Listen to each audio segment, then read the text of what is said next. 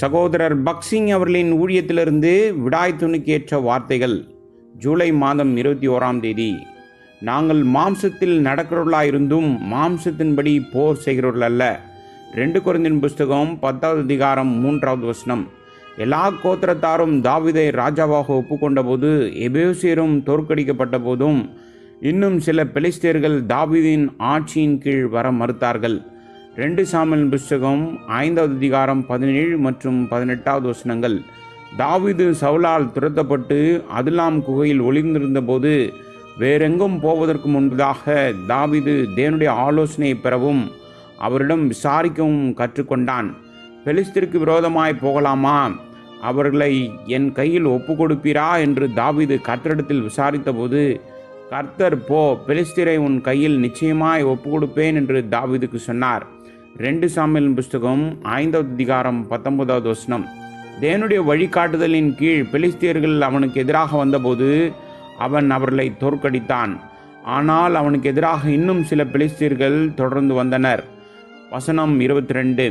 கர்த்தராகிய இயேசு கிறிஸ்துவின் தலைமை தத்துவத்திற்கும் அரசாட்சிக்கும் எதிராக நமது மனித சுபாவம் எவ்வாறு கிளர்ச்சி செய்கிறது என்பதை நாம் பார்க்கின்றோம். நீங்கள் ஒரு பகுதியில் கர்த்தராகிய இயேசு கிறிஸ்துவின் தலைமையின் கீழ் வரலாம், ஆனால் மற்ற பகுதிகளில் கீழ்ப்படியாமையினால் வெளியே தொடர்ந்து காணப்படலாம். இந்த பெலிஸ்தியர்கள் மிகவும் வலிமையானவர்கள் மற்றும் அவர்கள் தாவீதின் அரசாட்சியின் கீழ் வர மறுப்பதற்கும் சாத்தியமான எல்லா வழிகளையும் பயன்படுத்தினார்கள். ஆனால் தாவீது தன்னுடைய வெற்றிக்காக தனது சொந்த ஞானத்தையோ தனது சொந்த படையையோ அவன் சார்ந்திருக்கவில்லை. எப்படி போரிடுவது, எங்கே போரிடுவது என்று தேவனிடம் விசாரித்தான். இந்த சந்தர்ப்பத்தில் அவர்கள் பெலிஸ்தருக்கு எதிராக போவதற்கு முன் முசுக்கட்டை செடிகளின் சத்தத்திற்கு அவன் காத்திருக்க வேண்டியதாய் காணப்பட்டது. வசனம் 24. இது தேவனுடைய ஆவியின் வழிநடத்துதலை குறித்து பேசுகின்றது. உலக ஆயுதங்களை கொண்டு நாம் எதிரியை தோற்கடிக்க முற்பட்டு கர்த்தராகிய இயேசு கிறிஸ்துவின் தலைமையின் கீழ் வர முடியாது. ஆவிக்குரிய போர் ஆயுதங்களால் தான் எதிரியை வெல்ல முடியும். எங்களுடைய போர் ஆயுதங்கள் மாம்சத்திற்குரியவர்களாயிராமல் அரண்களை நிர்மூலமாக்குவதற்கு தேவ பலம் உள்ளவைகளாயிருக்கிறது.